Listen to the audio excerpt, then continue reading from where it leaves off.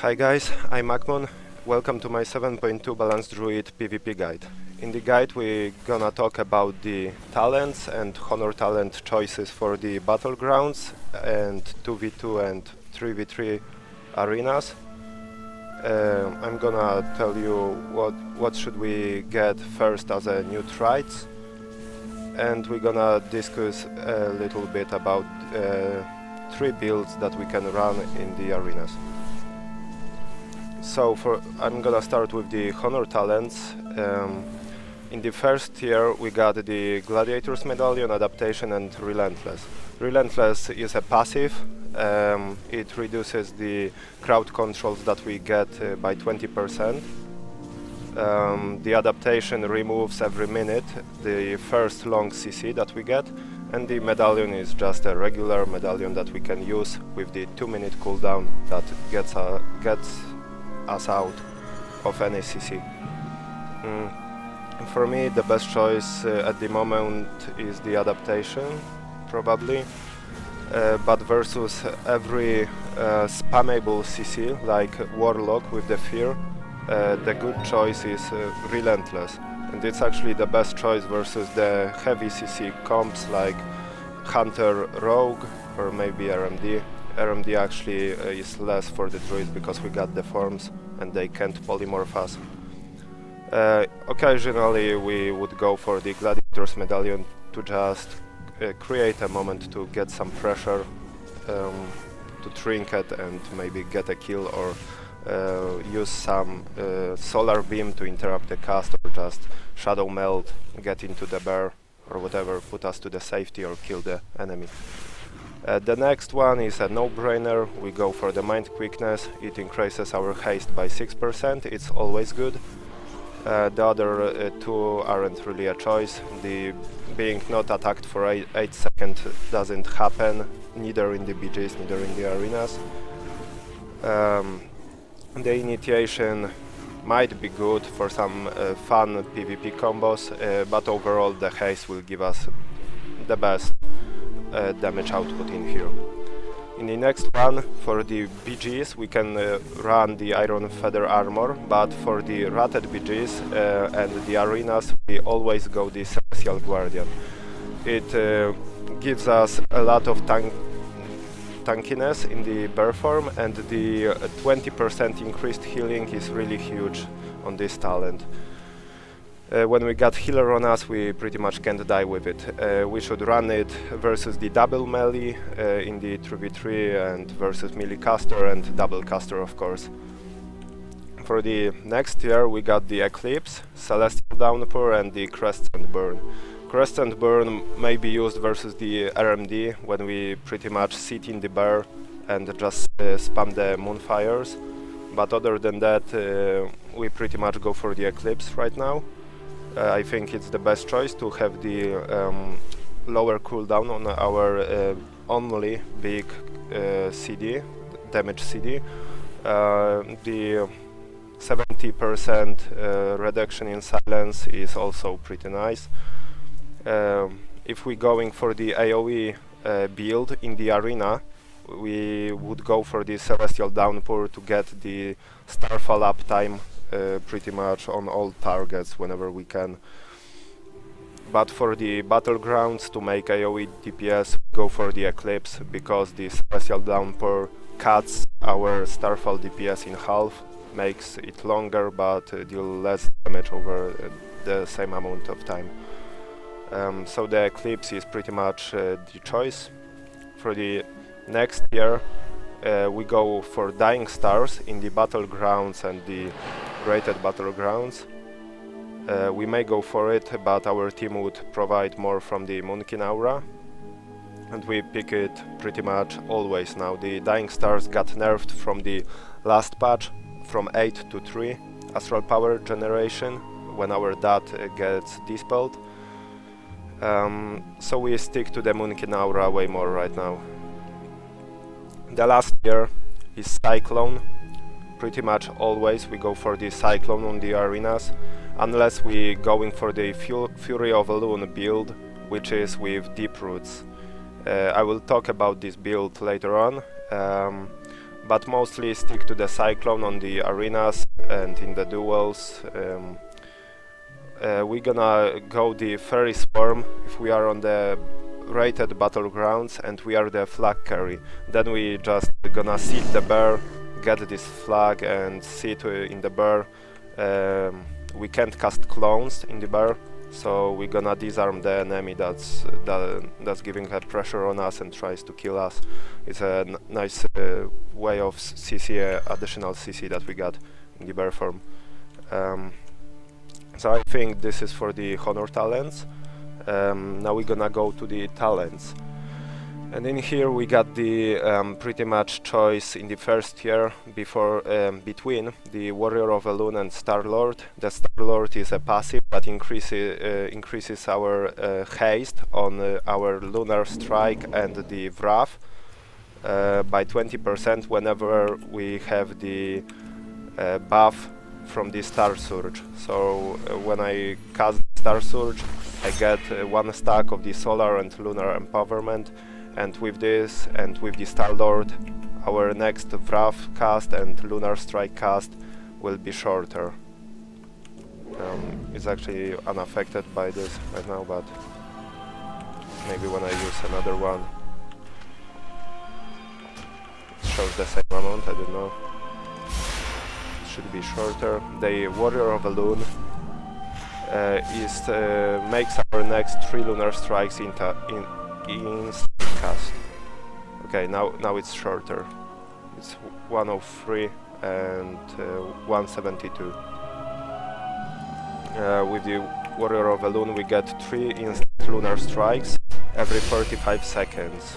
The cooldown starts counting when the buff is off, so it started counting after the last one instant Lunar Strike.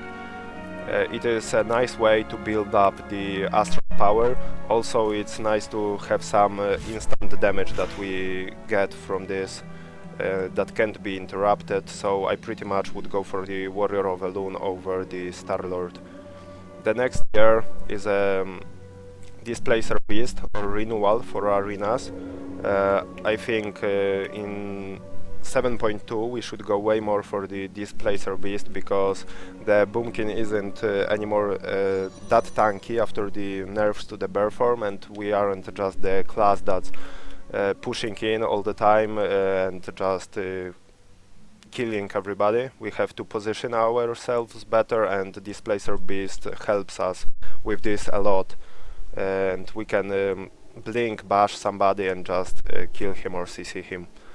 Wild Church is really good for the battlegrounds. The bounce backward as a Boomkin is really nice when we got knocked off on some EOTs or other BG with the cliff. It also gives us a lot of mobility on the battlegrounds.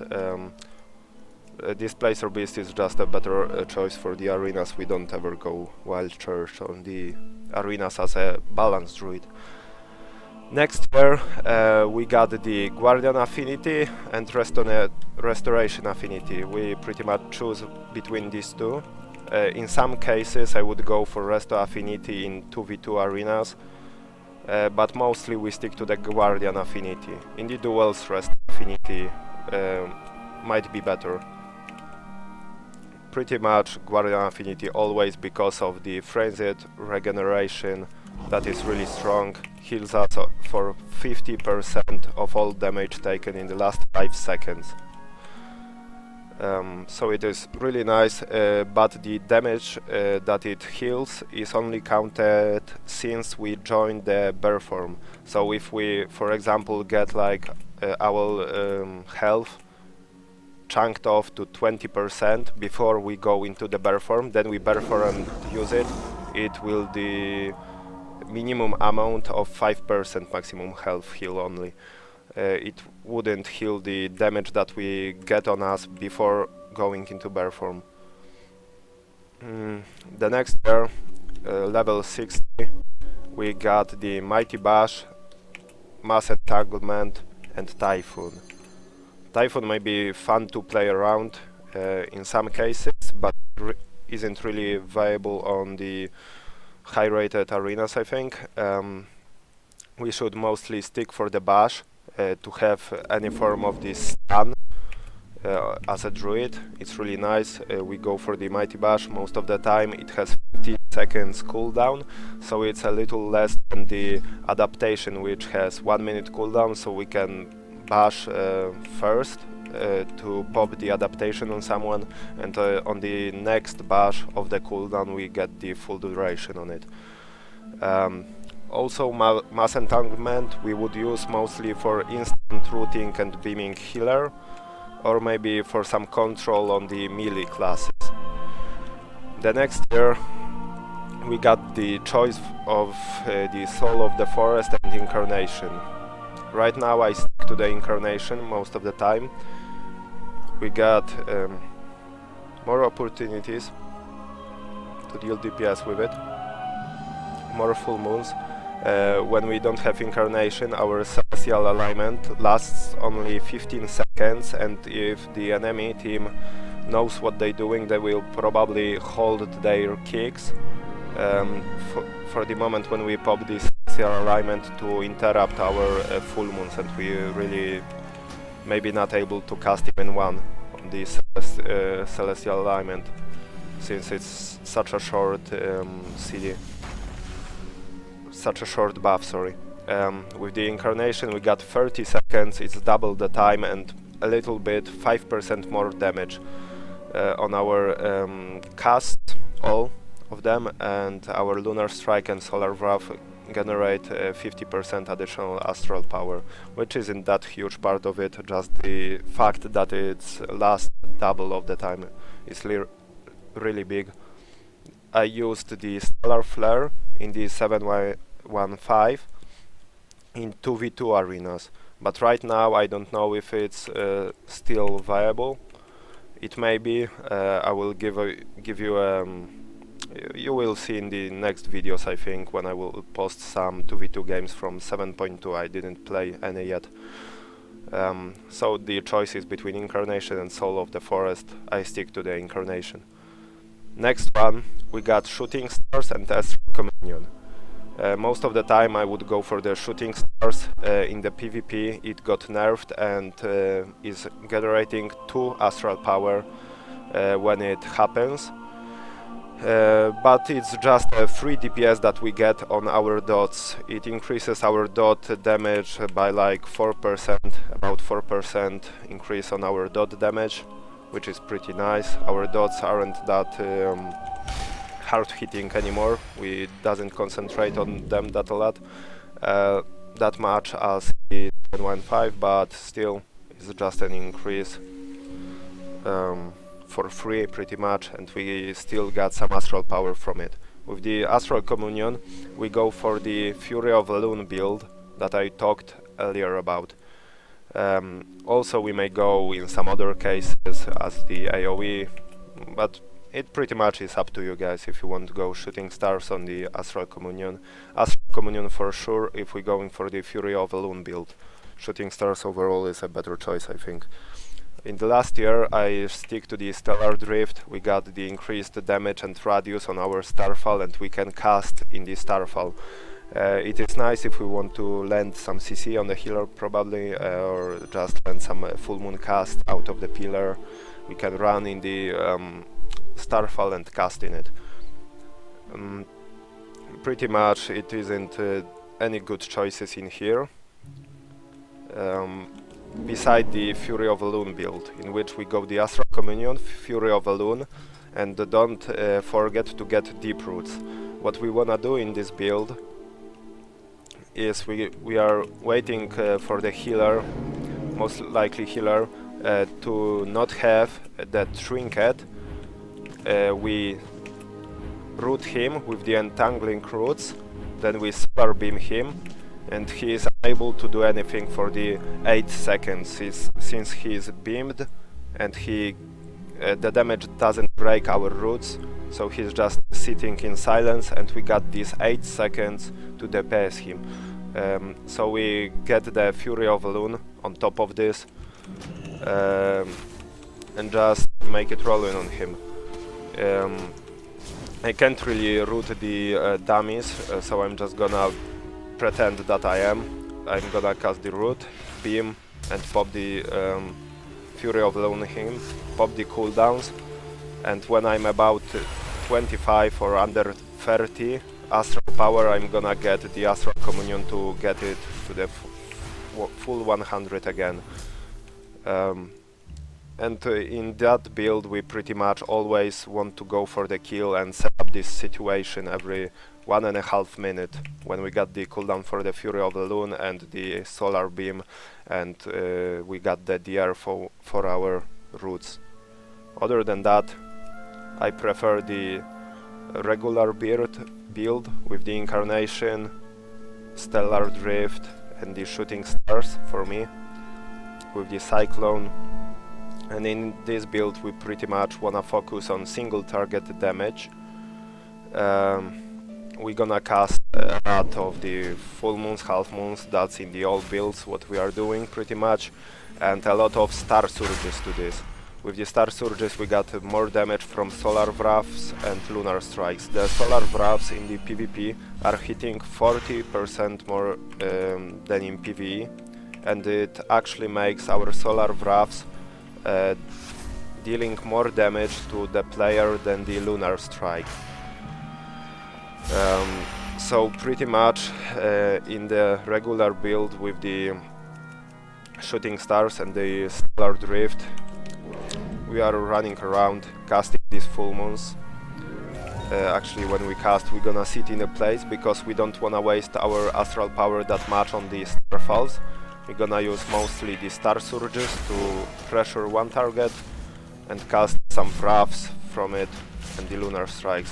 What is nice to mention here, we pretty much want to get a lot of astral power, and in this moment we may have a lot of pressure. We just cast those two star surges, then some instant lunar strikes or the wraths if we have opportunity to cast. Some half moons and full moons of course, and it should give us a lot of single target pressure.